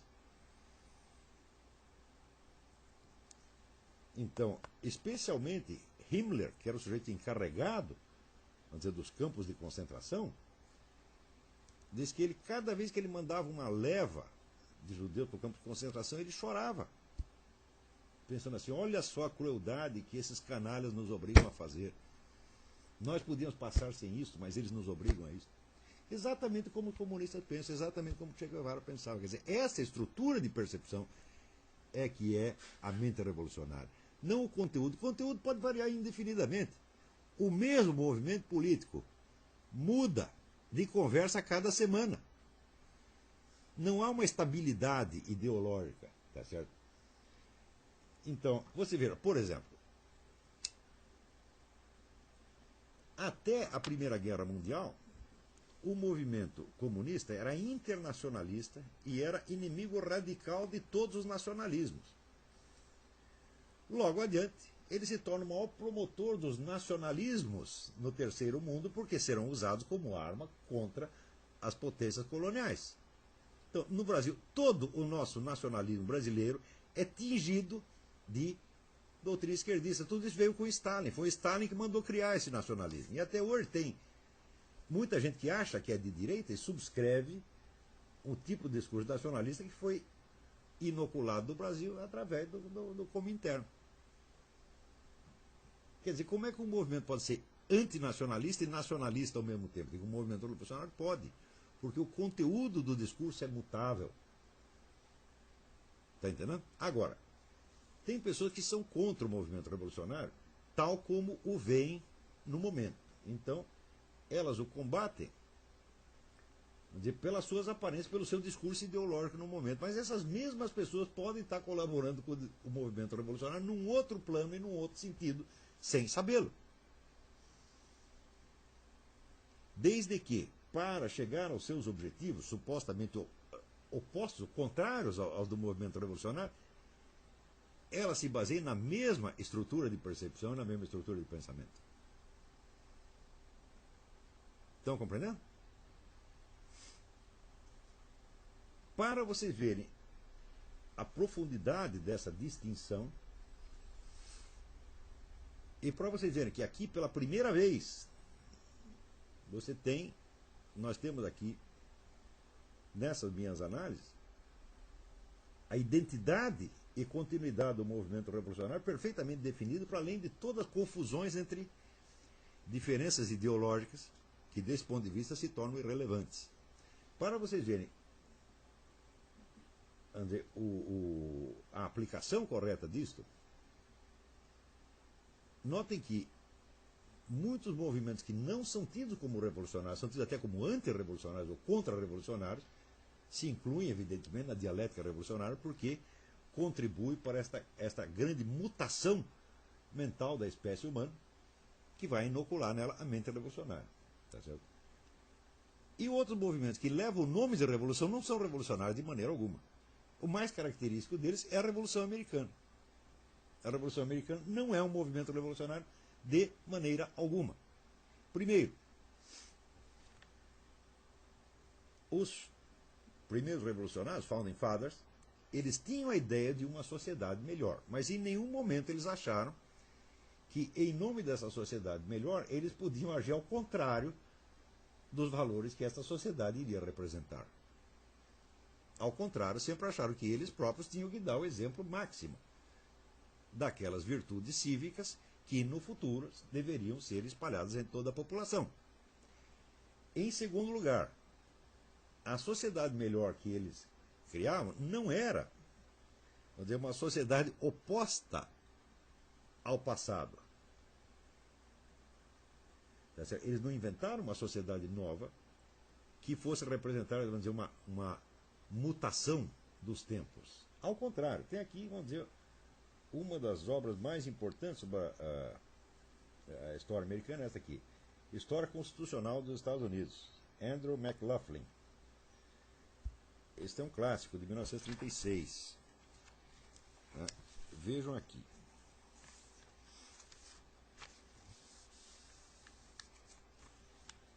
Logo no começo ele já diz o seguinte: encontrar um começo para a história constitucional americana é uma tarefa difícil ou impossível. Alguns importantes princípios de governo constitucional já existiam muito antes de que os Estados Unidos fossem fundados. Alguns desses princípios se afirma que já estavam presentes na Magna Carta. Isso significa apenas que, para saber conhecer completamente as forças e ideias que se incorporaram no nosso sistema constitucional, é necessário conhecer o curso principal da história constitucional inglesa. Portanto, a Constituição americana, a inauguração da nova sociedade, já incorporava princípios que já estavam em vigor no constitucionalismo inglês desde muito antes. Porém,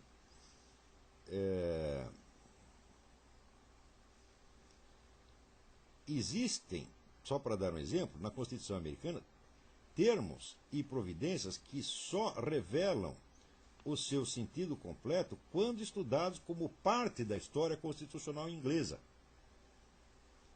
Como, por exemplo, o princípio do habeas corpus, o princípio do julgamento por júri, o princípio da common law e outros conceitos fundamentais da Constituição americana já estavam presentes ali, todos nos costumes jurídicos ingleses.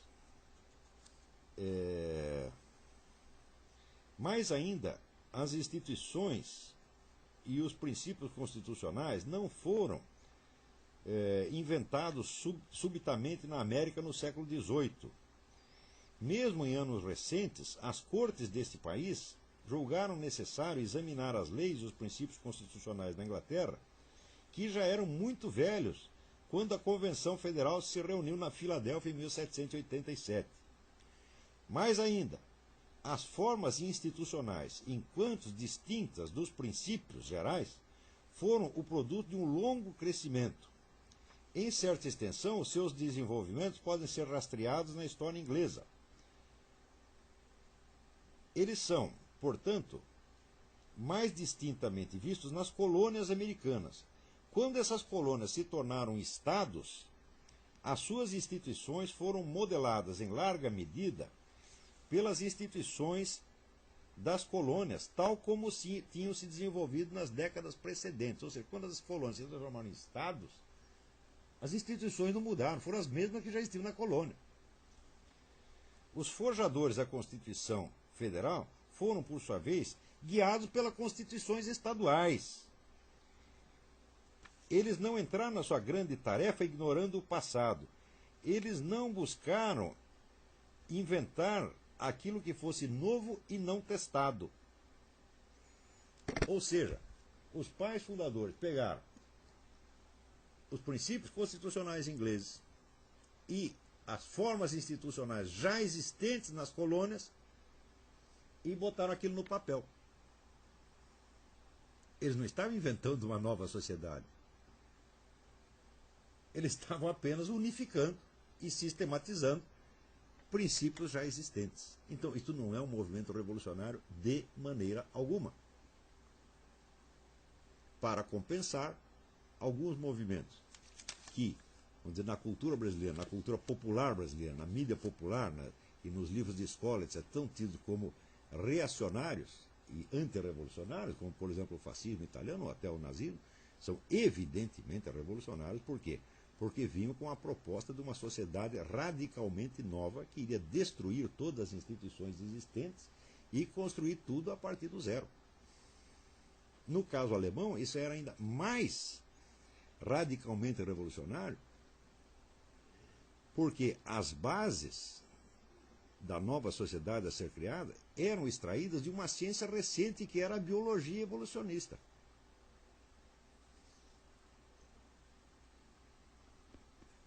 Então, faz favor para mim, pega esse livro vermelho que está embaixo dessa pilha. Vou dar aqui uma amostra para vocês. Olha, isso aqui é um livro recente, muitíssimo interessante. The Dictators. A Alemanha de Hitler e a Rússia de Stalin. Richard Overy. Richard Overy é professor de História no King's College, em Londres. E entre as conclusões que ele dá do exame comparativo das duas grandes ditaduras europeias do século XX, ele fala, a maior ditadura foi de Mao Tse-tung na China, mas está fora aqui. Então ele diz que um dos elementos ideológicos fundamentais que originaram essas duas ditaduras foi o chamado culto da ciência. O culto da ciência econômica, no caso do socialismo, e o culto da ciência biológica, no caso da Alemanha nazista.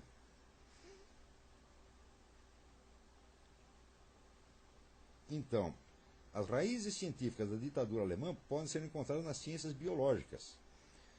O desenvolvimento de uma biologia social popular no fim do século XIX, associado com o trabalho de Ernest Haeckel e de muitos discípulos, note bem que Ernest Haeckel não era um discípulo distante, ele era o segundo no comando da escola evolucionista, era o colaborador, ele e Thomas Huxley, que também eram racistas, eram os colaboradores principais de Charles Darwin.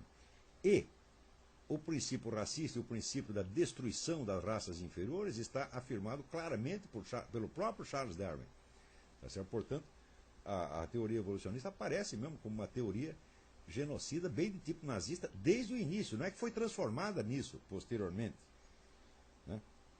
É construir uma visão do mundo baseada em preservar a raça ou nação como uma espécie pura e exclusiva.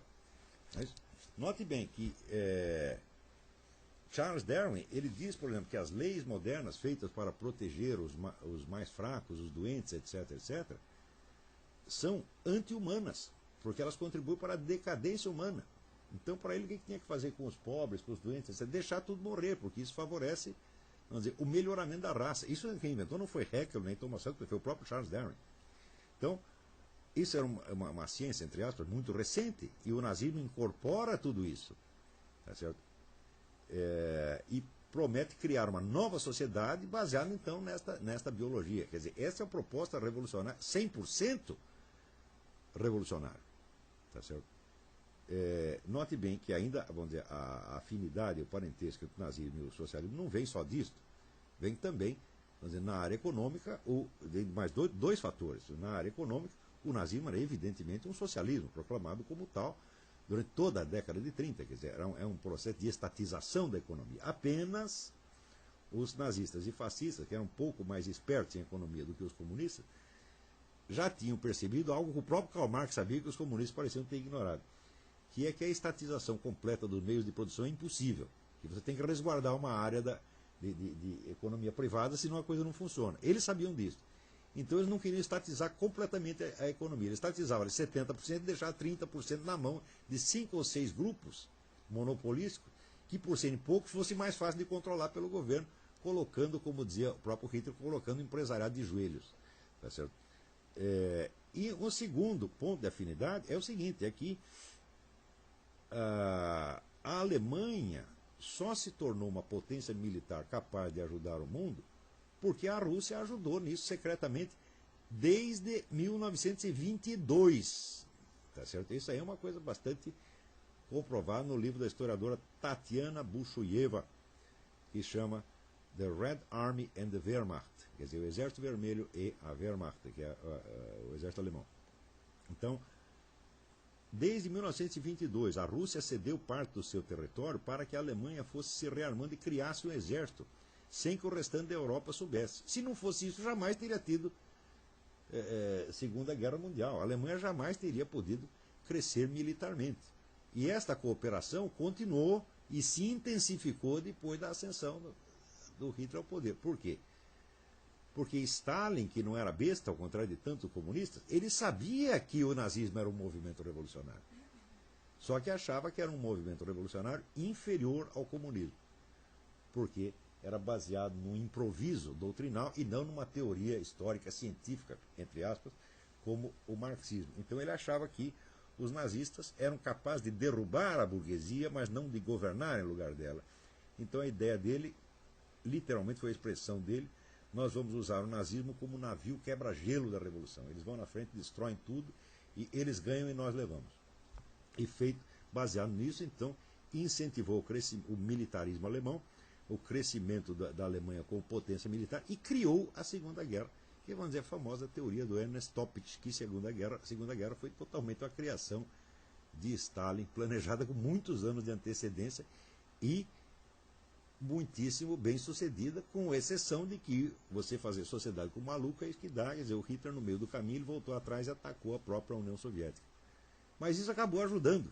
Quer dizer, o Stalin deu a volta por cima. Este detalhe da sua estratégia que deu errado, ele acabou transformando isso em seu benefício, na medida em que aí é que ele conquistou apoio das potências ocidentais, tá certo? E acabou com isso dominando metade da Europa. Então, isso para você ver, com um movimento tido como nominalmente como revolução, que é a Revolução Americana, não é revolucionário de maneira alguma, e outro tido como contra-revolucionário, é parte integrante do movimento revolucionário. Essas distinções eu posso fazer porque aqui, pela primeira vez, nós temos a noção da estrutura permanente do movimento revolucionário, que permite captar a sua unidade ao longo de 4 a 5 séculos, tá certo? E permite distinguir o que é revolucionário do que não é revolucionário. Vamos ver aqui, tem pergunta. Pode-se dizer que o movimento revolucionário surge de uma interpretação errônea do mito do juízo final? Mas sem a menor sombra de dúvida. Mas, em primeiro lugar, o juízo final não é um mito. O juízo final é uma necessidade metafísica absoluta. Quer dizer, a sucessão temporal ela é um componente interno da estrutura da possibilidade universal.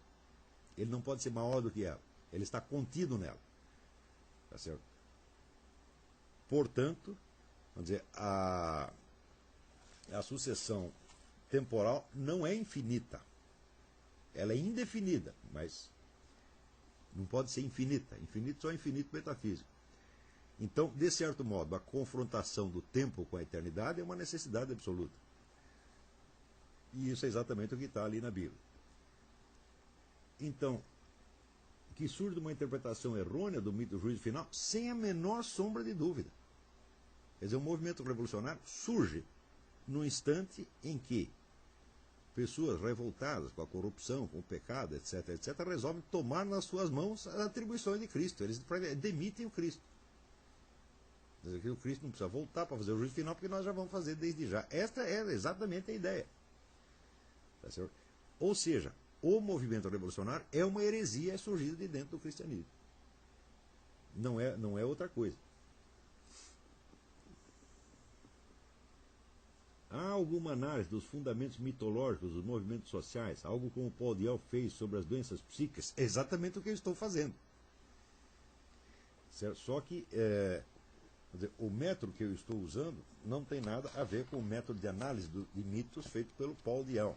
A minha ideia foi usar um método de análise lógica do discurso e buscar as suas premissas ocultas. Ou seja, quais são, vamos dizer, as afirmações implícitas que têm que estar subentendidas para que as demais afirmações possam ser feitas em cima delas. Ou seja, eu não usei um método psicológico, usei em primeiro lugar um método de análise lógica. Quer dizer, que é de desvendamento das premissas ocultas. Tão logo essas premissas ocultas começam a aparecer, você vê que elas são absurdas em si mesmas. E, por isso mesmo, elas podem ser objeto de uma análise não psicológica, mas psicopatológica. Esta análise, por sua vez, já estava feita de antemão por um sujeito que não tinha ideia desta unidade do movimento revolucionário, que era o psiquiatra judeu francês Joseph Gabel. Joseph Gabel, no livro La Fausse Conscience,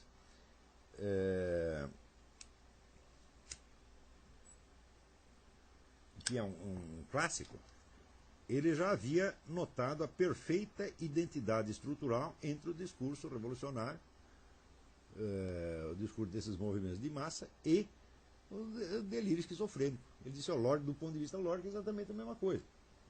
Tá certo? Quer dizer, mas ele foi pegando caso por caso. Ele não identificou a estrutura permanente. Eu digo, e essa estrutura permanente mostra que esse caráter psicopatológico do discurso revolucionário não é uma coincidência.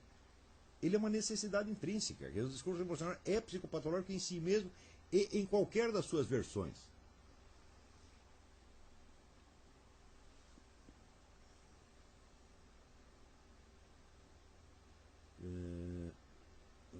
O entendimento de que o final dos tempos está fora do tempo não é consensual na teologia cristã.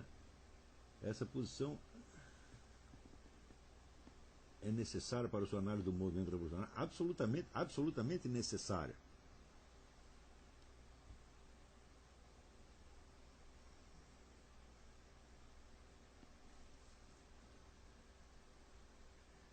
Mas, de qualquer modo, a própria expressão de o final dos tempos está fora e acima dos tempos, me parece que é uma coisa até tautológica. Se o tempo acabou, você passou para uma outra dimensão.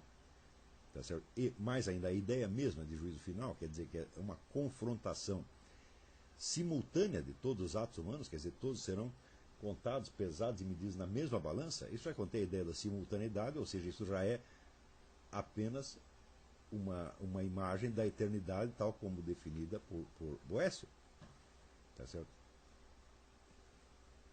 Então não é consensual. Bom, eu não sei de alguém que tenha divergido disso, nem sei como, logicamente, poderia fazer para divergir de uma coisa dessa. Mas, você vê que a ideia. A revolução quer dizer exatamente um giro total, uma inversão total. Então, quer dizer, a inversão da percepção do mundo é a base do movimento revolucionário em todas as suas versões. Justamente por isso é que ele permite que ao longo dos tempos, vamos dizer, o movimento revolucionário inunde o universo, vamos dizer, com uma epidemia de mendacidade psicótica, acima de tudo aquilo que todos os mentirosos do passado e do presente seriam capazes de realizar. Quer dizer que não existe nada que detenha, tá certo, o revolucionário no seu ímpeto de inverter a realidade percebida, de dizer as coisas exatamente ao contrário de como elas se passaram. E isto, curiosamente, é o que dá ao discurso revolucionário muito do seu atrativo. Porque não é um atrativo ideológico e não é um atrativo idealístico. Tá certo? É um atrativo muito similar ao de uma droga, de uma proposta alucinógena.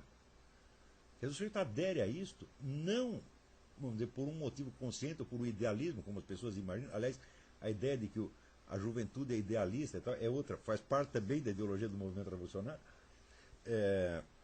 Elas aderem a isso não por um motivo idealístico, mas por um atrativo psicótico de inverter a realidade. E isso coloca como se fosse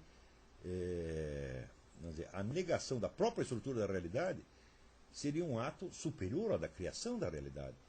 É o famoso não dito por Satanás. Não aceito a realidade como é. Não é que eu não aceito esta organização social ou aquela situação específica. Não. Eu não aceito a realidade. Eu não aceito a existência. Tá certo? Tão logo o sujeito fez isso, ele está imbuído de um sentimento de grandeza, de engrandecimento, realmente satânico. Tá certo? Agora, imagine esta oferta dada a qualquer pé rapado intelectual, tá certo? Qualquer pessoa intelectualmente lesada, como Emir Sader. Tá certo? Tão logo ele aderiu a esta negação, ele se sente engrandecido. Tá certo? E se esse senso de engrandecimento ainda vem, vamos dizer, com a licença para fazer todos os pecados, tá certo? Como Che Guevara, e ainda ser santificado por isso, bom, é absolutamente irresistível. Mas é claro que é uma alucinação psicótica. Não psicótica no sentido... Schelling falava da doença espiritual, e essa expressão é usada até pelo Eric Fögel. Mas hoje, no começo eu achava que era isso, mas hoje eu vejo que é doença psíquica em sentido estrito, é psicopatologia em sentido estrito, e a psicopatologia coletiva. E por isso mesmo, eu digo que o Papa João Paulo II tinha toda a razão para classificar a nossa época como uma época de demência coletiva. Quer dizer, não é somente uma doença do espírito, é uma doença da psique. É um distúrbio de percepção do tempo, de percepção da realidade, de percepção das relações sujeito-objeto, das relações de verdade e erro, etc. E justamente por ser esse distúrbio, justamente por ser esta coisa doente, é que se expande tão rapidamente e tão formidavelmente. Então, eu acho que com isso... Né? Peraí, há uma pergunta aqui. Deixa eu... Você pode dar exemplo dos primeiros movimentos revolucionários? Houve um primeiro ou já surgiu como movimento?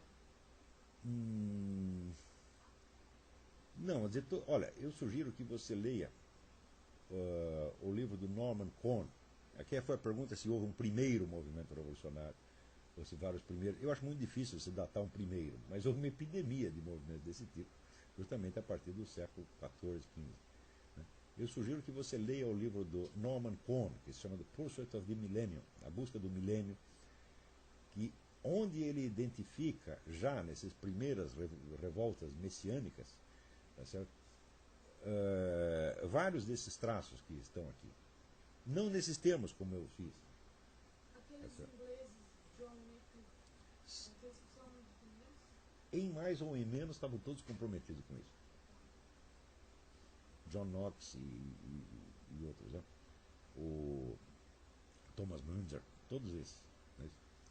Quer dizer, quando no século XX o filósofo marxista Ernst Bloch reconhece a dívida do movimento comunista para com esses heresiarcas, ele está com toda a razão. Tá certo? Ele só não sabe que é, né, um maluco reconhecendo a dívida que tem para com outro maluco. Quer dizer, eles acham que é muito normal. Tá certo? Mas, vamos dizer, a patologia desse negócio eu acho que é facilmente demonstrável. Eu acho que basta essa exposição que eu fiz para você ver que isso é patologia mental mesmo, muitíssimo grave, tá certo? E justamente e tão atrativa quanto as drogas. E pelo mesmo motivo das drogas. Quer dizer, você vai ser retirado da realidade. Você está descomprometido com a realidade, você é superior a ela agora. Tá, né?